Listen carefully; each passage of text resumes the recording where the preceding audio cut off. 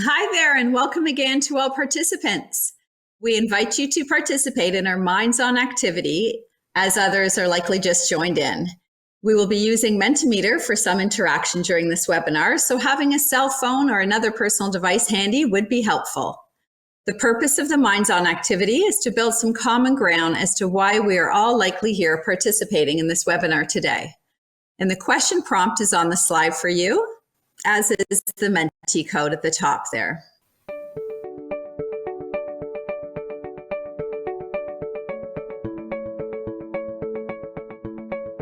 Welcome, everyone. We're looking at the Mentimeter, and those of you that have access to a second device and are able to log in, we're thrilled about that. So thank you. For those of you that do not have a second device or are having troubles logging in, you can always participate with us through the chat. Just a simple reminder to please use the drop-down menu and choose all panelists and attendees so that everyone can benefit from your sharing. So Kathy and Deidre, I'd like to tell you that there is a pretty fair balance in the first two choices. So that sudden loss of engaging with friends and social activities, and I can speak to that with a 20-year-old in my house. He certainly feels that. Also, a balance with challenging, with submitting assignments on time and feeling a little bit overwhelmed. But we also have lots of principals, vice principals that have experienced some unpredictable behavior, and students putting pressure on themselves never to make that mistake is in there as well. So thank you, everyone, for participating. We're happy to begin. Thanks, Judith. Principals from across Ontario report that they are seeing more students struggling with mental health issues. Some principals report that the volume and severity of those issues is making it difficult for them to fulfill their roles as instructional leaders. The majority of mental health disorders emerge during childhood and adolescence, and there is a widespread agreement that prevention and early treatment of mental health has long-term payoffs for individuals and society. Principals and vice principals are in need of mental health supports as we work to respond to students' mental health needs. Our responses may take a broad approach to health promotion for all students, as well as targeted interventions for students with higher needs. This webinar will focus on supporting students experiencing mental health concerns. Welcome to our third webinar designed to support principals and vice principals in creating mentally healthy schools in Ontario. These webinars are hosted by ADFO, CPCO, and OPC in partnership with School Mental Health Ontario. My name is Deirdre Kinselabis, and I am the project lead for CPCO for this leadership series on school mental health. I am formerly a principal from Dufferin Peel Catholic District School Board, and I'm very excited to be co-facilitating this webinar and look forward to learning with you and from you today. I would now like to introduce you to my partners, Kathy Lott and Judith Desjardins. Kathy? Thanks, Deirdre. Hi, everybody, and thanks so much for joining us. So my name is Kathy Lott. I'm a former principal with the York Region District School Board, and I'm here supporting this project from the Ontario Principals Council representative. And very much happy that you're here and really look forward to our learning together today. Thank you. Judith? Hi, friends. My name is Judith Desjardins. I'm thrilled to be here with you. I'm a principal from the London District Catholic School Board on secondment with School Mental Health Ontario. My role at School Mental Health Ontario is to support you, to support school leaders. So I have the mental health literacy and practice portfolio lead. I am facilitating behind the scenes and keeping my eye on the chat. So please be very comfortable using that, and I'll interject with Kathy and Deidre when it's appropriate. Thank you. Thanks, Judith. I would also like to welcome our Executive Director, Joe Geiser, and our President from CPCO, Blaine McDougall, who are joining us today and participating in this webinar 3. This webinar has been designed to be interactive. There will be opportunities for self-reflection, and there will be opportunities for sharing practice. It is our hope over the next hour we spend together to build a community of lead learners who are open and reflective to building knowledge, skills, and practices together. The tools and resources in this webinar are relevant to all schools, including bricks and mortar, as well as virtual contexts. Please join me in our land acknowledgement. I acknowledge that our participants today are on the traditional territory of nations within nations, including the Anishinaabe, the Ojibwe, and the Michi-Sajigig. I acknowledge that I myself am on the traditional territory of the Chippewas of the Rama First Nation. This land has been and continues to be home to many diverse First Nation, Inuit, and Métis people. I would like to acknowledge the presence of Indigenous peoples on the lands on which I gather with you today across Ontario, and I thank the past, present, and future caretakers of the land. I am grateful to have the opportunity to work and learn on these lands in a community of sharing. As users of the lands, be it for pleasure or utility, we must continue to work to keep it clean and use it with care so that the generations to come can also continue to benefit from the land.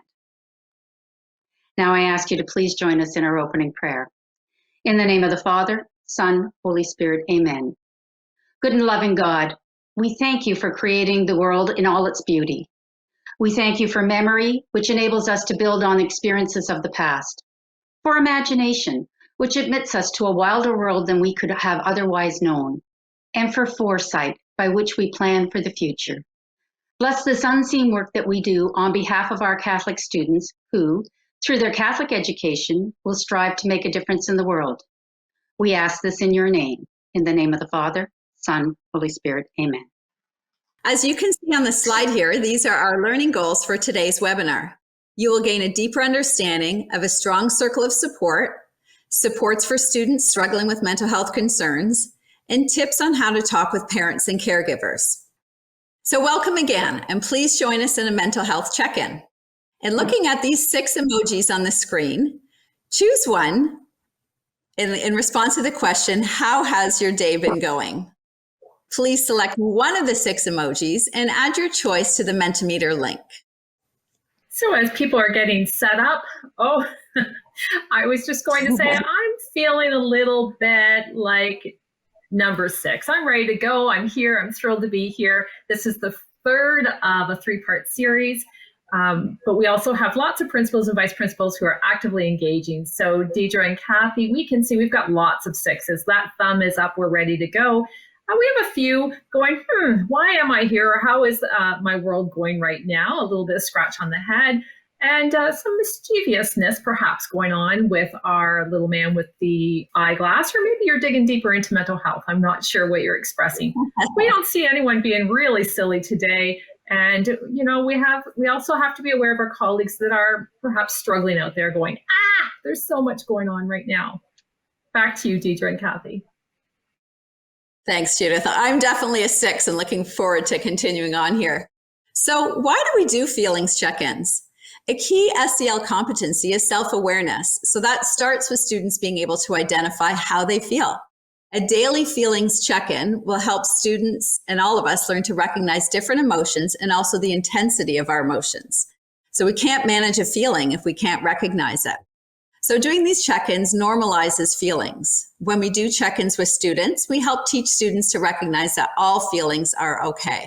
It then opens up the conversation that how we handle those feelings makes all of the difference. Identification and management of emotions is a component in social emotional learning as we help students to gauge emotions. Encouraging your staff to implement regular check-ins with students communicates that how everyone feels is important.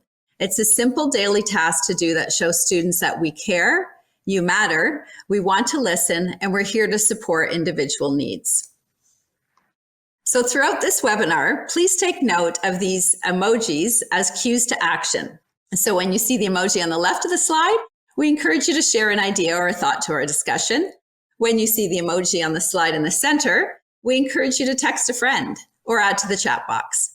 And when you see the emoji on the right side of the slide here, we encourage you to take a brief moment to privately write down or journal some notes or key ideas or questions for reflection at a later time. Or again, add to the chat box as you feel comfortable. As leaders, a tool that helps us refine our leadership skills is the Ontario Leadership Framework. So next up, we're going to take a look at the leadership tools and their connection we do to lead mentally healthy schools. Culturally responsive practice integrates a student's background and prior home and community experiences into both the curriculum and the teaching that takes place in the classroom. Strong and consistent evidence shows that student participation in high-quality, culturally responsive social-emotional learning at school is associated with good emotional health and enhanced academic achievement. As the lead learners, we must promote a commitment to share responsibility both personally and collectively for the emotional well-being of our students. Part of this commitment involves leaders providing teachers with supports to deepen their understanding and professional practice related to mental health and culturally responsive pedagogy. Understanding students' strengths, where they are at on the mental health continuum at any given time, and giving priority to identifying those students in need of additional supports becomes a major part of our leadership role and our collective responsibility. Getting to know staff, students, parents, and families and their lived experiences can help us deepen our understanding, build trusting relationships, and program relevantly for our students. As a school leader, our own personal leadership resources support us in achieving these goals. Our cognitive resources and knowledge of effective school and classroom practices help us to support teachers.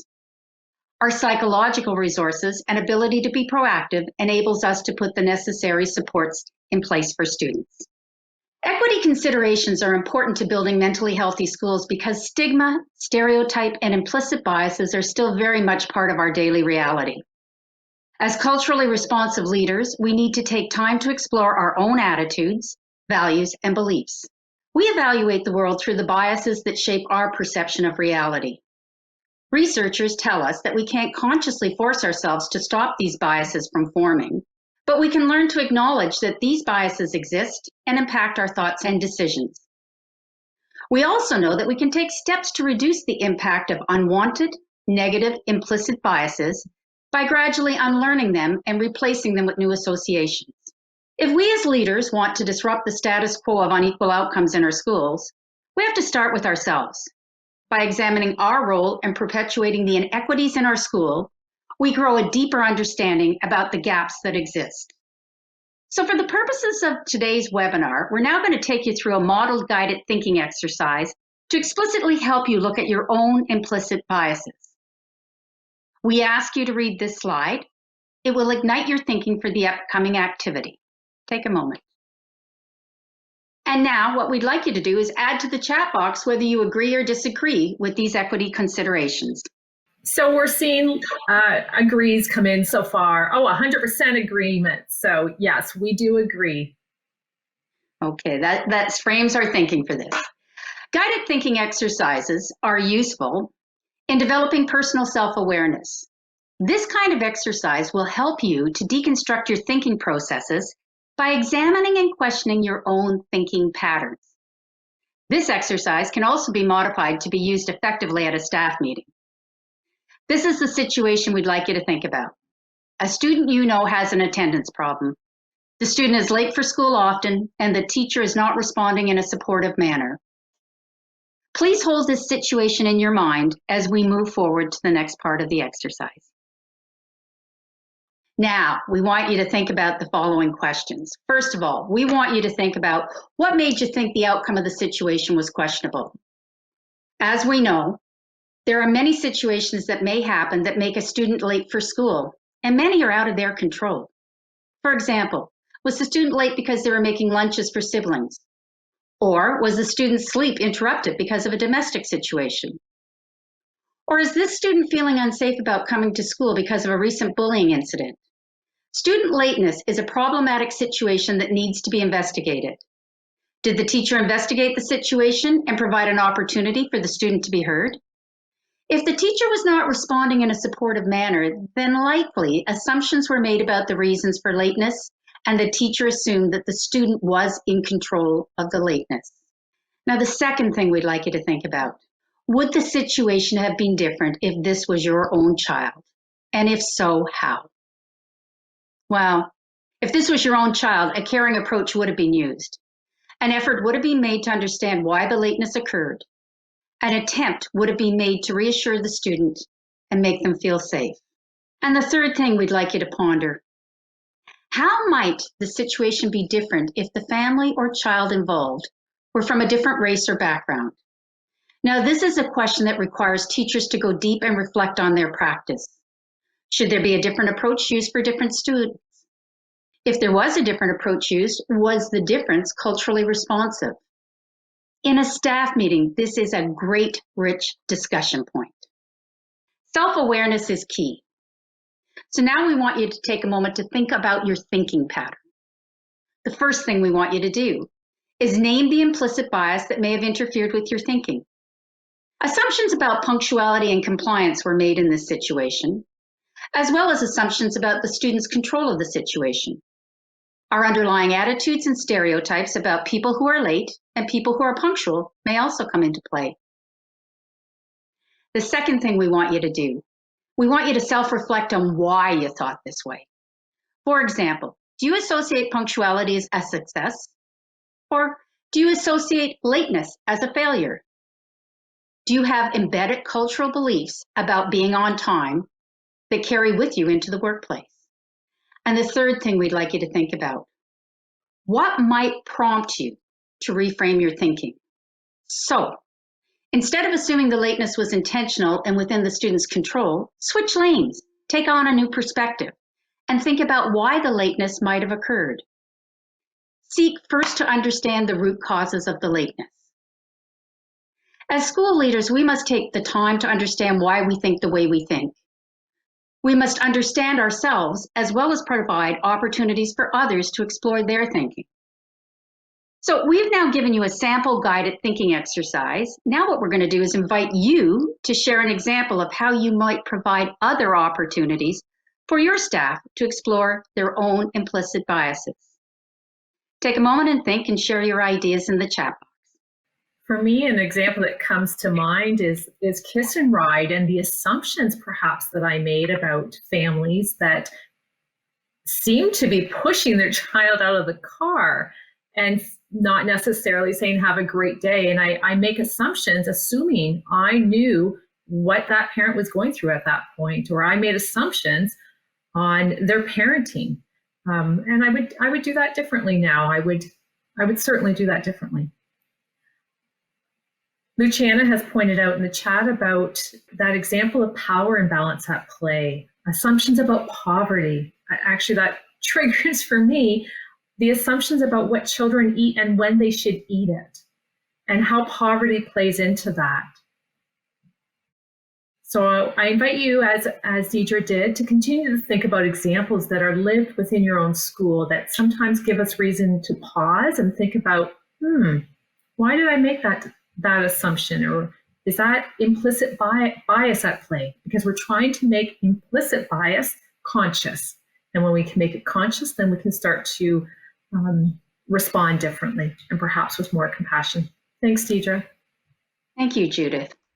The way we think impacts how we influence others. Your influence is best described as the things you have the potential to affect change over. Leaders are proactive people who focus on the issues within their circle of influence. We influence people by the way we include, listen, and work with them. This is an important part of the decision-making process we engage in to support student mental health. It all starts with knowing yourself. Being self-aware is within your own personal control. Recognizing how one's own attitudes, beliefs, behaviors, actions, and words emerge in our relationships is so key. Our mindset is crucial to how we work in partnership with others. This is so important to bear in mind when we begin our work with our circle of support. So the circle of support is a team approach to supporting student mental health. It is composed of school personnel, family, and professionals from outside community that work together to create mentally healthy classroom environments. Being part of a team that helps notice and identify a concern for an individual student or support a student who is receiving treatment puts school leaders in a position of influence and places you within the student's circle of support. The circle of support becomes especially important for students who may require more intensive support. Schools are part of a community-wide system of care for mental health and serve as a critical link between students with mental health concerns and the services they need. School staff are an important part of a student's circle support, and school leaders have a key role to play in ensuring staff are clear on the processes that are involved with the circle of support and pathways that can be activated to access more intensive supports. So over the next few slides, we will be highlighting some key School Mental Health Ontario resources. As school leaders, we must navigate the many questions that may arise when you or a staff member are wondering about students who may be experiencing mental health concerns. When a staff member is concerned about a student and wondering if additional mental health support is required, this decision tree flowchart shown here is a tool for staff to help guide thinking and planning next steps. So we're going to consider, I am concerned about a mental health or addictions issue, and we follow through the flowchart in either the no column or the yes column. And this particular resource gives specific strategies and suggestions for your next steps. So just hope that this is a tool that may help in your planning next steps. The Circle of Support and System Pathways desk reference here will help equip yourself as a school leader and all staff in advance and will help build capacity. Allocating time at a staff meeting to work through this desk reference together would be helpful early on in the school year to support student mental health. Staff would complete the desk reference with specific names and roles of the mental health supports that are available to them as they learn about the process and pathways to access supports. This desk reference highlighted on this slide prompts us to consider the supports and processes in our school, our board, and our community. So take a moment to reflect and think about the process of supporting a student with a mental health concern in your school. What does the process for support look like? So there's so many questions to consider. Who do you consult with? How do you identify your designate person who's approachable, sensitive, and supportive of the student? Who are the members of your school team that work together to provide an individualized support plan for the student that addresses triggers, signs of escalation, supportive strategies, and accommodations? Who are your board supports? What is the process in your board to access these supports? Who is involved in identifying the communication plan? Who is it that monitors and reviews the effectiveness of the strategies and communication? At what point do you involve your board mental health leader? And what is your board process to connect with your mental health leader? Who are the community partners that help support the students in your school? And what is the process in your school and board to access these community partners? There are so many questions to consider around a circle of support, and this desk reference can help to build confidence about the processes to support a student with a mental health concern in your school. All the resources are linked on our resource page at the end of the webinar for your future reference. Let's take a look at another resource here called One Call. So this is a key School Mental Health Ontario 8-page resource for your staff. The One Call process provides educators and leaders with a step-by-step approach to support students when they demonstrate signs and symptoms that are outside of how they normally present. Early recognition and intervention is critical for mental health problems for students of all ages. It is important to be aware of the pattern of concern. It's also helpful to notice when the concerns occur. For example, is it before a test? Might be at the beginning or the end of the day, might be during transitions. And a first step in recognizing whether a student is having difficulty may simply begin by observing and documenting over a period of time to establish the pattern of concern. Early recognition can be addressed through discussion and sharing concerns by the monitoring of student attendance and student achievement, and by the frequency, duration, and intensity of behavior patterns. So let's take a look to see how this resource can be made more helpful for you and your staff. So here on the next slide, we'll see on page 1, these are the common signs of mental health problems, and we have them listed in the One Call resource by citing examples of changes in thinking, changes in feelings, behaviors, and physical changes. So this is a helpful resource to share with staff to build the confidence and skill so they're able to notice when a student may have a mental health concern. On page 2 of the resource, you will see frequency, duration, and intensity highlighted. These are encouraged to be used for documentation when a student is struggling with a mental health and/or addiction problem. And the reflective questions would be beneficial to share with all staff as a first step they could use in recognizing whether a student is having difficulty. So please take a moment to read the prompts for frequency, duration, and intensity, as they will help with documentation of students' behaviors.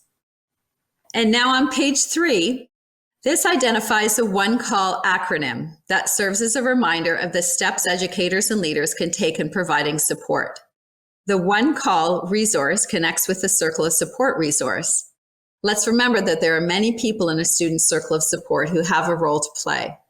Making use of these resources will help ensure that your staff is clear on the processes that are involved with the circle of support and pathways that can be activated to access more intensive support. As a reminder, you can contact your mental health leader for more information about the circle of support process. Also to note, School Mental Health Ontario has a new mental health literacy course for school leaders, which provides an opportunity for deeper exploration of the three concepts of frequency, duration, and intensity, as well as a one-call desk reference. You may be familiar with Supporting Mind Strategies at a Glance, which is an information guide that provides an overview of common mental health issues. It includes suggestions for differentiated instructional strategies and/or accommodations. Let's use this resource to see how to support a student who may be struggling with some test anxiety. Take a moment to review this slide, which highlights strategies to support and bolster a student who is experiencing anxiety related to academic performance, specifically trouble with test taking. Give you a minute just to read. We ask you to exchange your ideas and share your thinking in the chat box now.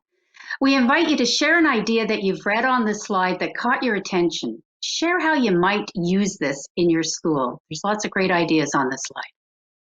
As people are reading and digesting the information, I love the point about extra time to complete tests for students and stating that up front for the student that we know already gets some anxiety when there's a test. So up front, here it is. I know you can do this. You have as much time as you need. So don't worry about time. Focus on the things that you need to focus on. So some ideas that are coming through is talking about this at a staff meeting and looking at how are we helping students manage some anxiety when it comes to test taking. Others are commenting on helping kids keep calm and equip them with the language that they need to be calm as they're about to take a test. The power of positive thinking. Thank you for that reminder. Yes, we can help kids with those little mantras about, I got this. I've worked hard. I got this. Removing some of the obstacles to success. So thank you. Lots of ideas are starting to come in. The important thing is to keep thinking about this. How can I take this information I'm learning today through the webinar and take it back to the staff so that it gets to our students? Thanks for your input, everybody. Thanks, Judith.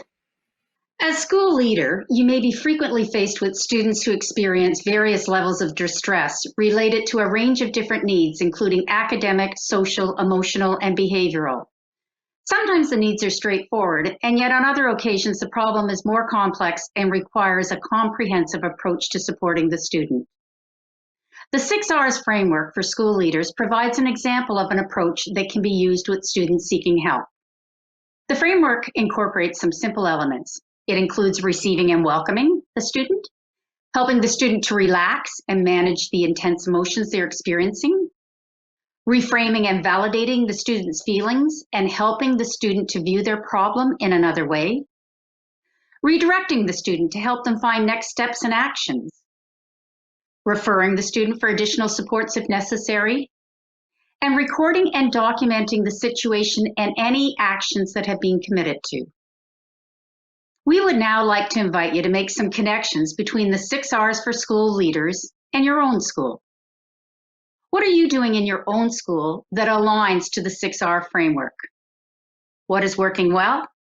What might be an area of growth? Please take a moment to think and share your thoughts in the chat box. We learn from each other. Thanks, Deidre. As people look at the 6 R's, we practice these skills every day. We have students that come to our office unexpectedly. For me, it's important for them to know they're important. I'm glad that you're here. To set my agenda aside or the thing I thought I was going to be doing, to even turn over my phone and to receive that student in. This is a space where you're going to be heard, where you have some opportunity to let off some of that energy if you need to. Helping them relax is also really important. If you're working with the virtual field trips that School Mental Health has out right now, we're learning coping skills. We're learning how to breathe. We're learning distraction strategies. So maybe those help. I always remember giving the student water. I would have some water, give them water, allow them to settle themselves. So other ideas coming in is not to reprimand. Thank you for saying that. That's not what they need from you right now. They need a listening ear. Some Christian meditation to center themselves before they can have that conversation, being present. And I talked a little bit about that, being present to the student. Put those other things aside. Give yourself the space for that child to know that you are here and present with them. Tools for life through primary grades is an idea from somebody in regards to explicit teaching. Thank you for that. Give them and yourself time before speaking. Allow time. Allow for emotions to come down. There's some suggestions about weekly caseload meetings to discuss students who are struggling so that they're being able to be preemptive with that. Mindful minutes to help relax. Lots and lots of ideas. I like the fidget toys as well. I love having the Lego. When we have the Lego in the office, give kids what they need, youth what they need to settle themselves so that we can then move forward. Thank you. Thanks, Judith. Case studies are a way for us to relate to common student challenges that we all may be facing in our schools. In this case study that we present to you, Rula, an eager student, requires extra support in math, and you recently learn of some worrisome symptoms. Please take a minute to review the case study points on the slide. Let's take a closer look at how the one call desk reference could be used to begin a supportive conversation with Rula. So we're building in time here to practice how to use the one call resource to create a suggested starter statement for our conversation with Rula. Please use the information provided in this screenshot of how to notice, support, and bridge. To frame our thinking, we've gone back to the actual case study and we're going to reread it again. So as you reread this case study, please think about ways to validate Rula's feelings, understand her problems, as well, think of the type of examples you can use with Rula to let her know you get it. So here is an example that you might want to consider using. Rula, I hear you saying that you feel angry with yourself. I know that math can be hard for you and makes you feel anxious. You are not alone. We are in this learning together, and together we will get through these word problems. So it was really taking a look at Rula's feelings, understanding her problems, and letting her know that you understand. Now we're going to ask you to practice. Please add a suggested starter statement to open a conversation to support Rula in our chat box. Take a moment to think and use the notes on the slide. So thank you. We have, I see you appear upset, ... Another, Rula, I can see you are upset. I want to understand what's happening. Can you tell me a bit about it? Someone else. Help me understand what you are thinking right now. Back to you, Deidre. Those are great starters. They are great starters, and it's good to try and rehearse some and use some of the language. Thank you very much, Judith. There are many supports that we've referenced throughout this webinar. So the circle of support, the decision tree flowchart, supporting mind strategies at a glance, and the one call desk reference. As school leaders, we need to find ways to build confidence and knowledge for our staff when we are working with students who are experiencing mental health and addiction concerns. Please think about the actions that you might take regarding supports and resources available. How will you, as a school leader, or how do you, help to build confidence and knowledge for your staff in the area of working with students who are experiencing mental health and/or addiction concerns? So we'd like to pause for some interactivity here through our Mentimeter. We invite you to take a moment to add your ideas on the Menti. It's often helpful to see how others are leading.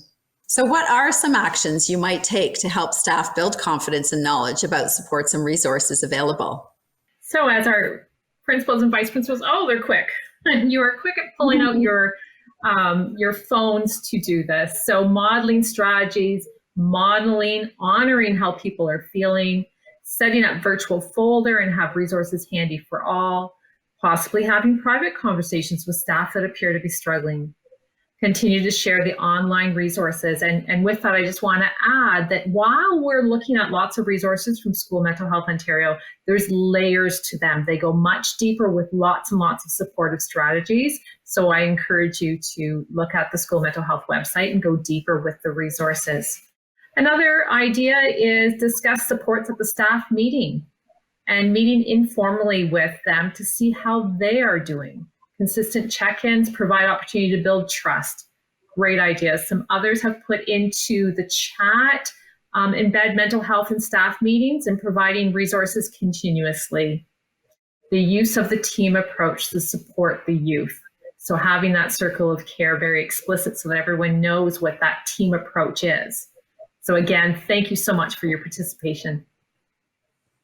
Yeah, Judith, I just wanted to mention too, when I was a principal, the team approach so important. So definitely consider inviting in your itinerant board mental health professionals, so your psychologists, your social workers, so they can come into your school, obviously, and speak directly to your staff. And I've found that those can be very useful resources, obviously, when it's a face-to-face, if possible.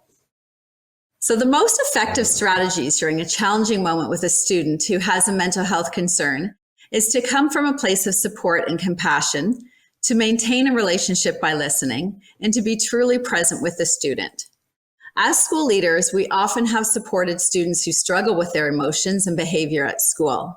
What is new now is the use of evidence-based techniques implemented systematically across the tiers of intervention. So as a school leader, you can help to connect the dots between this new focus on mental health and the familiar related work on developing safe, healthy, inclusive learning environments, supporting equity, and promoting student achievement. The key to building a strong foundation is the use of an integrated approach. So 5 mental health leadership strategies are a part of our role that are shown on the slide here. So at this time, we're going to ask that you either text a friend or add to the chat box an idea to further support student mental health.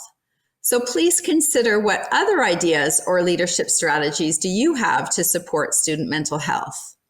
So using the chat, we welcome your feedback. I did notice earlier someone really talked about that importance of modeling, and that's that leadership commitment, right? We are going to model through our actions, through our care for our staff to see how we're interacting with students, and they'll perhaps do the same. Having a clear and focused vision is part of the sustaining organizational conditions. We have others saying those daily check-ins of students and supported by admin or the child and youth workers. Knowing the families in the community, understanding where they're at right now, that's a really good point. Thank you for bringing that out. Mentoring parents and guardians on how to get community services, right? We're walking with you. We are going to support you through Tier 3 to get the services that you and your children require. So thank you very much. Thanks for thinking in tiers. It's really important, Tier 1, that we're promoting and we're bolstering all of the mental health wellness that we have within our schools. Tier 2, we're looking at how can we prevent and support and bolster and then intervene in Tier 3. The last point I want to make, it just came in. I wanted everyone to be mindful of that mental health is not an add-on. It's part of our everyday work with students. It's part of our everyday work with parents and with our staff. And we give permission to our teachers to do this work. So thank you, that point of permission giving. Thanks, Kathy. Yeah. Thanks, Judith. So there is a link on our resource page that can help you dive deeper into these 5 key mental health leadership strategies. They provide more details on each of these 5 pieces. So you could check that out at the end on our resource page. All students benefit from having a well-being goal and plan. However, some students need a more detailed and specific well-being plan to support their mental health and success at school. Making a well-being plan can help students better understand themselves and identify strategies to help cope. A well-being plan can be created by a student and their caregiver and completed with school support. Developing a support plan includes identifying when things are going well and when a student needs the support. So a sample student well-being plan is shown here for our reference. Let's take a look now at the way we build partnerships. So here we're just scrolling through it again. This is just a sample student well-being plan. So at the beginning here, we're taking a look at the purpose, the reason for support. So this is the student filling it out, what I would like support with. And again, asking the students about their signs So signs being the thoughts, their feelings, and behaviors, and then how they need support. There's a second page as well. So what teachers or peers might see happening. Having the student identify some of the coping strategies is concrete evidence here. So what can they do to help themselves cope? And the support system. So knowing that the student is never alone is so important for them to feel that they're not alone. Who can help them? And then having a student feel comfortable sharing their plan with someone. So having the student, along with their family and school support staff, identifying who can they share this with. This is a student advocacy piece, a student well-being plan. So that's just a suggestion of something you can use, and very likely you might have something going on in your school already. Now let's take a look at the way we build partnerships with parents and caregivers. So on the slide here, you will see 6 ideas from School Mental Health Ontario to consider when planning to meet and talk with parents and caregivers. The 2-page tip sheet provides more details on each step and is linked on a resource page for your future reference as needed. Communication is key. Talking with parents and caregivers about concerns you may have regarding their child can be difficult. Many educators report that as one of the most stressful parts of the job. School leaders and educators need to reflect carefully on how best to phrase their concerns when talking with parents and caregivers about a student, their child. It can be difficult for parents and caregivers to hear that their child is struggling with a potential mental health challenge. So this resource is a support tool for these conversations. Think about some of the most challenging considerations or situations you've experienced in talking with parents and caregivers about mental health. No doubt those challenges have brought forth some new learning. From those experiences, we ask you to consider sharing a leadership tip that you've used in talking with parents or caregivers about mental health. So think about what is something that works for you in your school community in talking with parents about mental health. And again, we like to work collaboratively, so we invite you to please add your idea to the chat box. A leadership tip that you've used in talking with parents or caregivers. As people are beginning to add their ideas, I love that notion of we work as partners. We don't know better. The parent knows their child the best, but we need their help and their support, and we're engaging them in the conversation to work together. We have principals and vice principals talking about speaking from your heart with no judgment. Welcoming parents, relate to them as a parent. As a parent, I wonder if you experience this as well. Acknowledge that we all have mental health. We have great days of mental health and wellness, and we have other days that we struggle. We need to consider the parents' mental health needs as well as that of their children. Sometimes parents take it personally, like they did something wrong. So reassuring them, thank you for putting that in there. Letting them know that they're not in it alone. We're in it with them. We'll figure this out together. Again, lots of people are talking about doing it together. We're assisting one another. And again, it's a focus on mental health. We're not talking necessarily about mental illness as a starting point. Making parents aware that we're a team and we're available. Eliminating some of those distractions before you sit down and meet. So that, again, is telling the parent, I'm present and here with you. Encouraging families to think down the road, not necessarily where we are today, but where are we hoping to go together?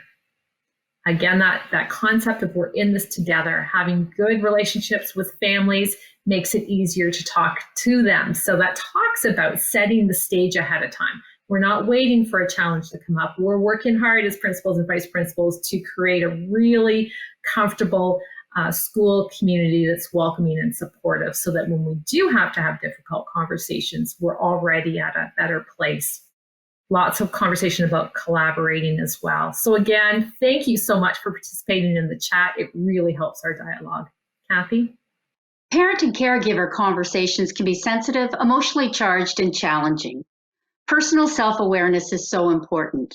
Remember your reflections on your own thinking patterns from the model guided thinking exercise we did earlier in this webinar. Focus on your own strengths and be mindful of your own implicit biases. Reframe your thinking. and put new associations in place. Be conscious of context. Make sure your words, actions reflect culturally proficient practices. As a reminder from our Webinar 1 and Webinar 2, we can all learn from each other. Culturally responsive educators know that Black, Indigenous, and other marginalized communities are impacted by systemic racism and colonial structures in education, healthcare, and other areas of society. We can support mental health and well-being of our students by looking at cultural teachings and taking care of ourselves and each other holistically. Please keep these facts in mind when welcoming various communities. Right now, we're going to talk a little bit about monitoring. Quality monitoring is part of leadership. It holds us all accountable for the goals we set. When we monitor, we begin by looking at the here's what, which is really all about analyzing the evidence of our actions. Then we engage in the so what, which is focusing in on the interpreting and making sense of the evidence. We then proceed to the now what stage, which is all about determining next action and next steps. So we ask you now to take the time to answer a monitoring question about your school. Think about how you might monitor the supports in place for a student with a mental health concern in your school. Please take a few minutes to reflect and add your ideas to the chat box. And while we welcome your ideas in the chat box, we are going to keep on going. We did share that this would be an hour webinar. We're going to try to hold to that. Thank you, though, for thinking about how you monitor. So thank you for your participation today in this third and final webinar on mentally healthy schools. Thank you for making mental health a priority in your school. We hope that you leave here with a deeper understanding of the elements of a strong circle support, your role in supporting a student as a member of their circle of support, how to access additional support for a student with a mental health concern, and how to talk to and partner with parents and caregivers to best support a student experiencing mental health difficulties. The information and resources provided to you today are supports you can use in your school to promote positive mental health. We would also like to remind you of the resource page at the end of this webinar. Please do visit this slide and bookmark resources that you may consider for future sharing with your school teams. Further information can be found in Module 5 and Module 6 of the Mental Health Literacy online course. So once again, thank you for learning with us today. These are the key takeaways from our 3 webinars on supporting student mental health and well-being in your school. We hope you can join us on our continued journey to explore mentally healthy schools further in depth in both our podcasts and whiteboard animation. The 3 webinars, 2 podcasts, and whiteboard animation can all be found on both the CPCO website and the School Mental Health Ontario website. Together, we are better. From School Mental Health Ontario, it is our absolute pleasure to partner with the principal associations to bring you this information. Thank you so much for being part of this webinar. We had more than 60 participants. It was exciting to see you stay with us through the entire thing. Thank you for being with us today.